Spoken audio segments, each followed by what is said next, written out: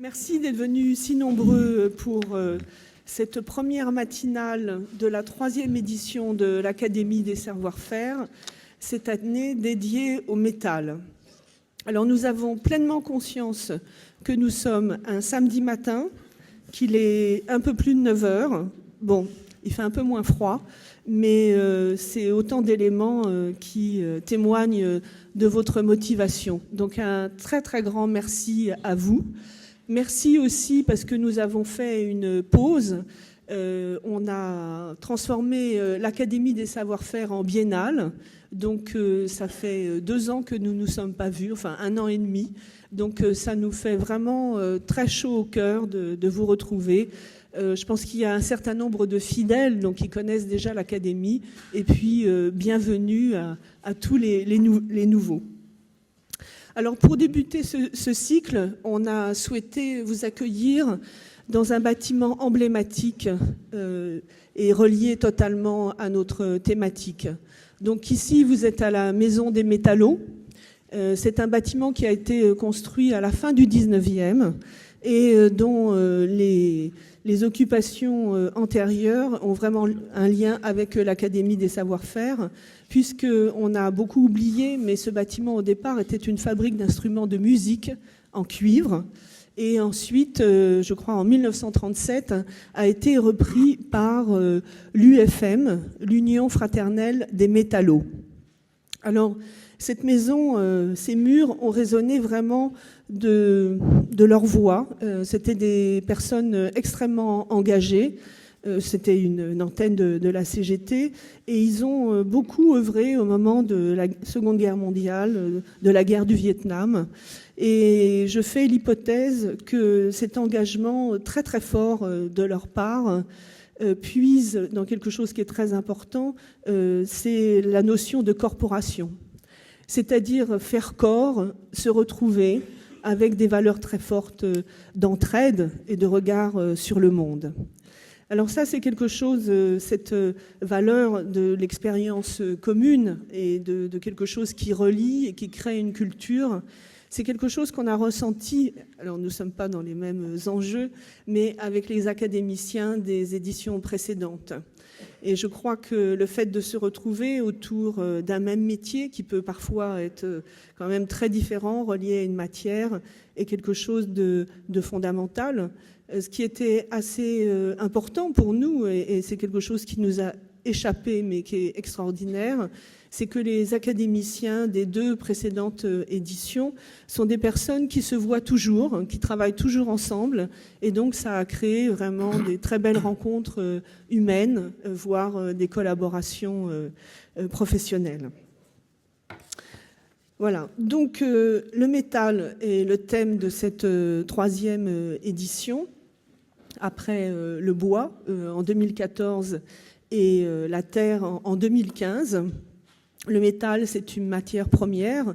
Et comme vous savez, le principe de l'Académie, ce n'est pas de rester focalisé de façon très précise, enfin, quoique, mais sur les techniques. Mais ce qui est très important pour nous, c'est que cette transformation de la matière par les hommes et des évolutions, évidemment, des techniques, des traitements des matières au fil de l'évolution des civilisations, de l'humanité, est porteuse évidemment de culture, d'histoire. C'est notre monde quotidien. Donc en fait, l'Académie est vraiment pensée non seulement pour faire l'état des lieux d'un savoir-faire, mais aussi interroger l'histoire de ce matériau. Et ça va être évidemment le sujet de cette première matinale. Et aussi sa symbolique, ses évolutions contemporaines, les pistes d'avenir, parce que la question de la prospective pour nous est très importante. Nous n'avons pas du tout une vision des savoir-faire, j'ai un peu catégorique, mais conservatrice, mais au contraire quelque chose qui est très important, avec un élan, avec beaucoup d'innovation. Et c'est ce qui est aussi très intéressant, et je pense que les matinales en seront encore le témoin, c'est comment même les nouvelles technologies, parfois, rendent même la main encore plus performante. Donc vous voyez, il n'y a pas du tout d'antinomie. Donc c'est pour ça que à la fois, nous invitons des experts qui ont des connaissances qui peuvent être dans des champs très, très variés. Et cette pluridisciplinarité, pour nous, est très importante. C'est à vous de faire ensuite la synthèse. On n'a pas du tout la prétention d'offrir une connaissance définitive des choses, mais vraiment d'ouvrir des fenêtres sur des connaissances, des savoirs, des expériences. Donc vous aurez à la fois des témoignages d'artisans, d'artistes, mais aussi vraiment la contribution d'experts, notamment dans les sciences sociales. Et je tiens évidemment à remercier tous les intervenants des matinales. Alors, cette pluridisciplinarité, c'est quelque chose aussi qui est activé à travers la constitution du groupe des académiciens. Donc cette année, ils sont 21, 11 artisans, 6 designers et 4 ingénieurs. Et cette rencontre des compétences multiples est très importante parce que pour nous, elle est à la fois levier de partage et donc de prospective, d'innovation, d'exploration. Et ça, c'est vraiment important d'activer cette intelligence collective. Alors, pour être beaucoup plus précise, donc l'Académie des savoir-faire s'articule à 2 niveaux. D'abord, ce sont des matinales, une par mois pendant 6 mois, le samedi matin. Et évidemment un programme beaucoup plus poussé pour les 21 académiciens. Pour tout vous dire, nous allons prendre l'avion tout à l'heure pour Milan et nous allons rester 3 jours en Italie à la découverte des entreprises Alias et Alessi qui nous accueillent très chaleureusement. Voilà. Et ensuite, ils auront tout un programme de visites d'autres entreprises, d'ateliers, beaucoup d'expériences. Et en fait, cette nourriture pendant 6 mois aboutit à un workshop qui est encadré par des designers. Et c'est une des grandes thématiques de la fondation d'entreprise Hermès, qui est l'émanation d'une maison d'artisans, c'est la transmission. Donc la transmission, c'est les matinales, c'est le savoir qu'on a envie de partager avec vous.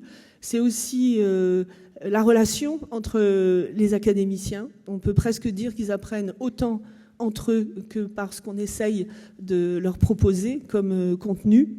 Et donc cette tradition artisanale de la transmission intergénérationnelle, on la complète peut-être avec une dimension de transmission plus transversale et pluridisciplinaire. Alors, en parlant du workshop, ça me permet d'enchaîner avec quelque chose de fondamental. C'est que toutes les académies sont encadrées par des designers. Et cette fois-ci, nous avons fait appel à 2 designers dont l'agence, je ne sais pas comment on peut dire agence. Ouais. Le studio, voilà.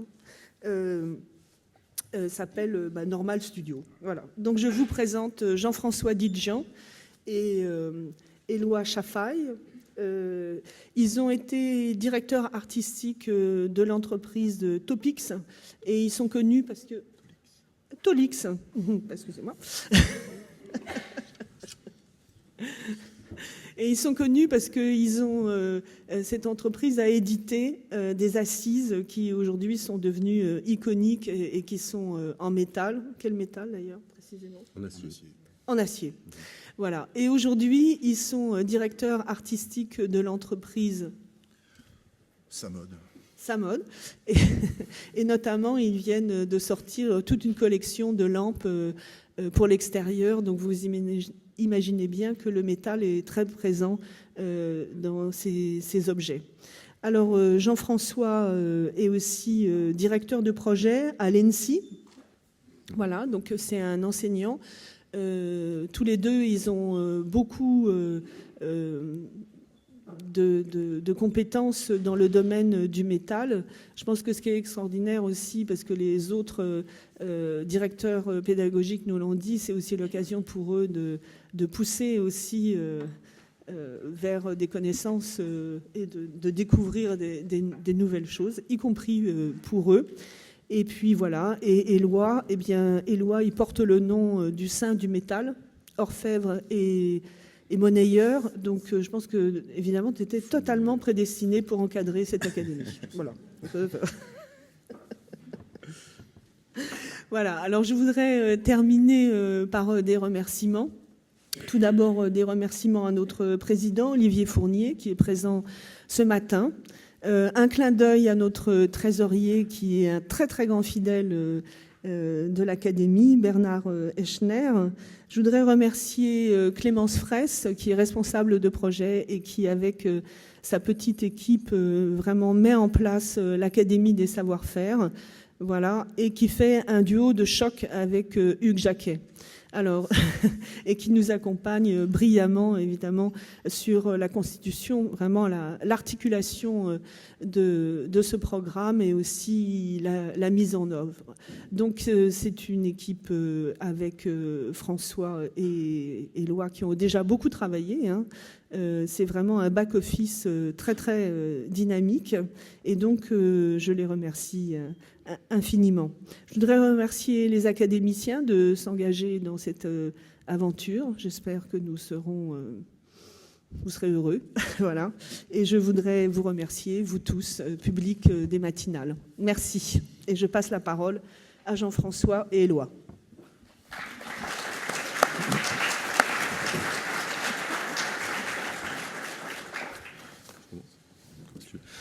Bonjour. Déjà, nous sommes ravis d'être là aujourd'hui parce que, comme le disait Catherine, c'est aujourd'hui le démarrage d'un travail qu'on mène depuis plusieurs mois avec Hugues Jacquet et Clémence Fraisse.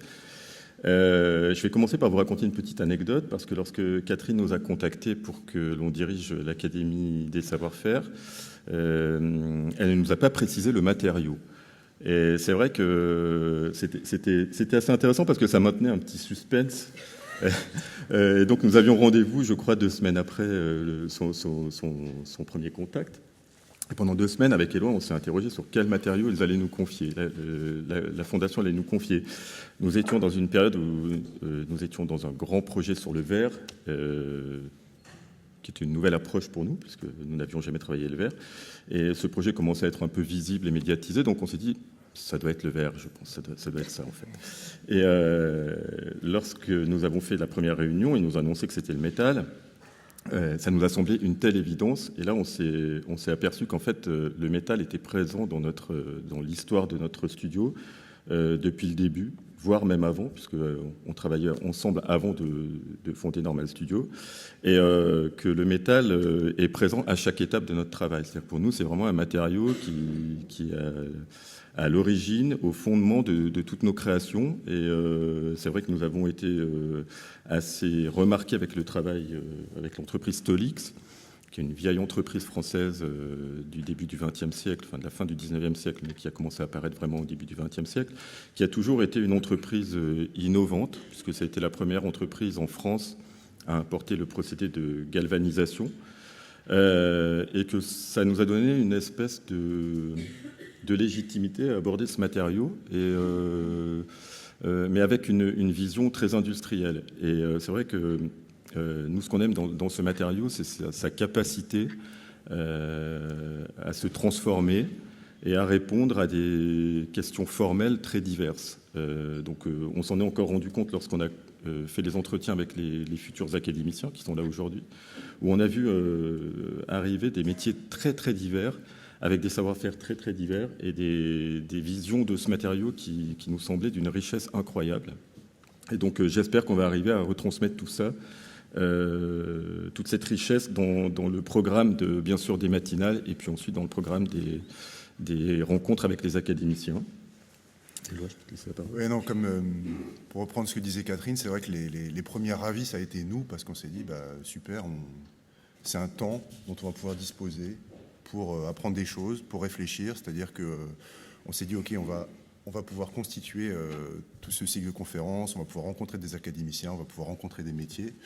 Et les premiers heureux, les premiers gamins, en fait, face à ce qu'on pouvait nous offrir, c'était nous. Et on s'est dit, bah voilà, génial. Et ce genre de temps est assez rare. Et c'est finalement un luxe de pouvoir réaborder son métier, réaborder un matériau, réaborder des savoir-faire avec une vision très très large, très très transversale et décloisonnée. C'est vrai que avec pour seul objectif de partager de la connaissance. Et ça, c'est quand même quelque chose dont je crois on a tous besoin.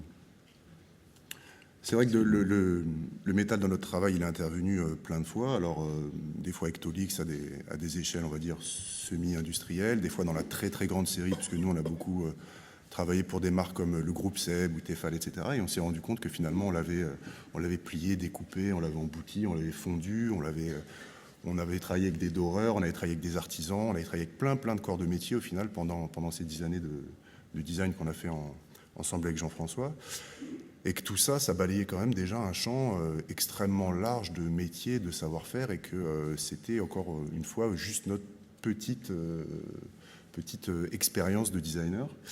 On est des spécialistes en rien, je crois que c'est un peu ce qui nous définit, et on aime bien aborder tous ces nouveaux projets, tous ces nouveaux matériaux qui peuvent s'offrir à nous avec une vision un peu candide.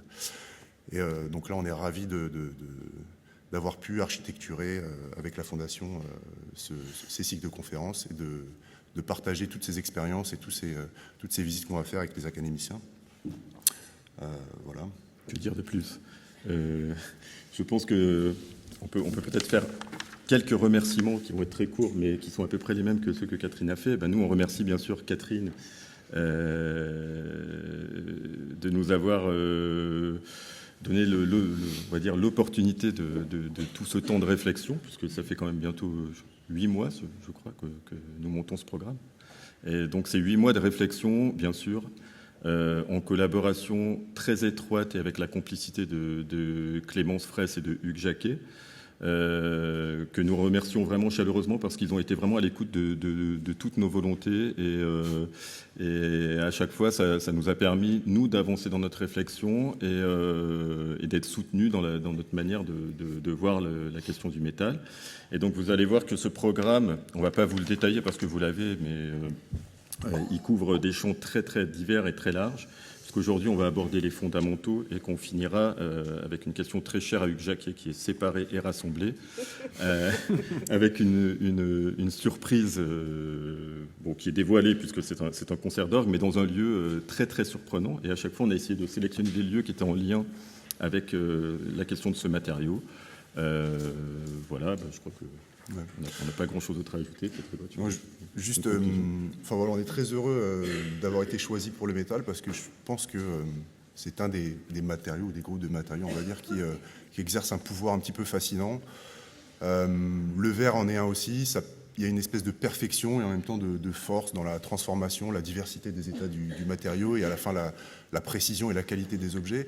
Donc c'est vrai que c'est un matériau qui est extrêmement lié au développement des civilisations humaines, de l'être humain et de ce qu'on est devenu. Donc on est bien conscient que le métal, c'est quelque chose qui est qui restera toujours un petit peu magique par sa densité. Alors je pense que c'est un peu ce que va nous... Enfin, c'est pas un peu d'ailleurs, c'est ce que va nous transmettre Robert Halleux dans la première intervention de ce matin. Ensuite, nous ferons une pause. Donc là, nous allons aborder les techniques de production et ensuite nous ferons une pause et nous aurons une conférence de Catherine Armangeon qui sera, je pense, qui va aborder la question beaucoup plus proche du design, du métal dans les arts décoratifs. Mais je pense que cette matinale sur les fondamentaux pose des bases très très importantes et très intéressantes pour la suite des conférences.